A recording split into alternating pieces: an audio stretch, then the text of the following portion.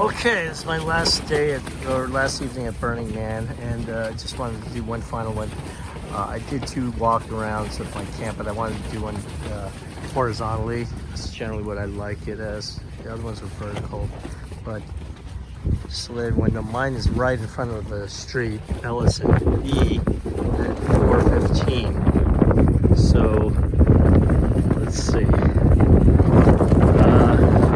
First thing is the camp key, which is holding up to this plant.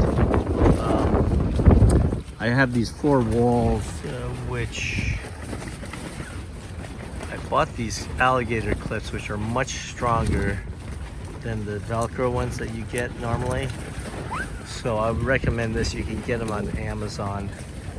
I don't know. I think I got about 15 of these for like $12 or something, including the clips and some carabiners.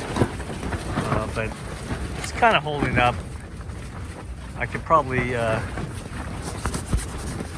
string it up a little tighter. Anyways, this is an Ozark Trails 10 I bought 10 years ago. It's held up to 10 burns, so it's okay. My tent is a pop-up tent, a two-person Coleman. It pops up in like 2 seconds. Just open ventilation. You can close up the rain fly, and pretty basic. Up to 2 people. I'd say 1 is good enough, but 2 people if you really need to. I have it, this time it was challenging at Burning Man bringing a CPAP machine, but I do have some power banks, which I will show you in a bit. Sleeping pad, and I have a sleeping bag, but it was warm a lot of these nights, so I didn't have a bag, but it did get cold in the morning, so I just wore a jacket. I kept the jacket nearby. These headphones or ear muffs or whatever, they are very good. Especially if you kind of not use the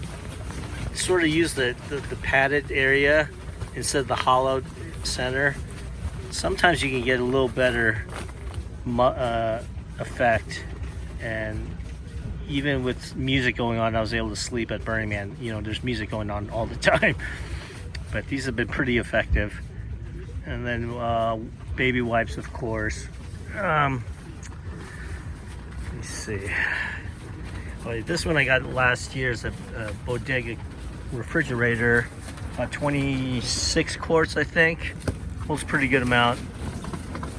I have a lot of sparkling water, iced coffee, water. 23 or 26 quarts, I'm not sure, but good enough for 1 person. And that is powered by a power bank. This one is powering my CPAP, but this bottom one, well, I kind of swap. This bottom one is powering the refrigerator.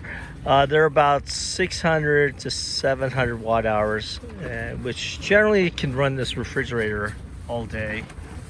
Nighttime, it doesn't really need to run as much, so you might be able to get 24 hours out of it.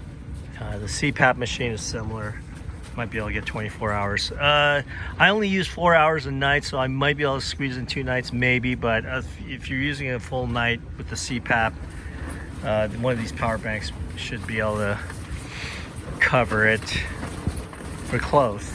And then here's a third one, and I also have a backup one, about 700 watt hours. So I don't know, 3 power banks, about 600 watt hours. If you don't have a CPAP, you just need to run a refrigerator. I think that might be enough. And then, you know, I have some basic kitchen stuff, a camping stove, power banks, lantern, of course, you know, bowls and cups. Let's see, towels, of course. And then here's my food supply. Generally, I always bring too much food because you get a lot of food at Burning Man for free, but I generally bring ramen, Cheerios, some protein bars, you know, almonds, snacks. Let's see. Okay, so yeah, that's my setup for inside. I have this bike is about 10 years old. It's probably has its last burn, but the weird one cool thing I learned about this burn, I forgot a lock, but I actually just used a padlock here that I got from a theme camp. Taught me how to how to pick a lock. They gave me a lock for free, and I still had it in my burner pile. So I just put this right over here and the chain somewhere, and it's good enough to keep some drunk person from walking away with your bike. So probably should still get a lock, but if you had just a padlock, that might be enough. And then oh yeah, I wanted to show you my solar setup. My solar setup is, well, it's on a cot, which is always useful. But it's a 160 watt panel, and I'm sending it to the 2 power banks in there. And generally, if it's just one power bank, and it's sunny all day, usually you can charge fully a battery that's dead. So if it's sort of partially full, you can partially charge a couple. But generally, if it's a full day, it's a bright day, no clouds or anything, you should be able to charge a full power bank from zero within a day, and maybe even get charge part of another one even. Yes. And then we have one last thing. Oh yeah, for these the wind, definitely ratchet straps. This one's not on right now, but ratchet straps with lag bolts, probably 12 inches at least.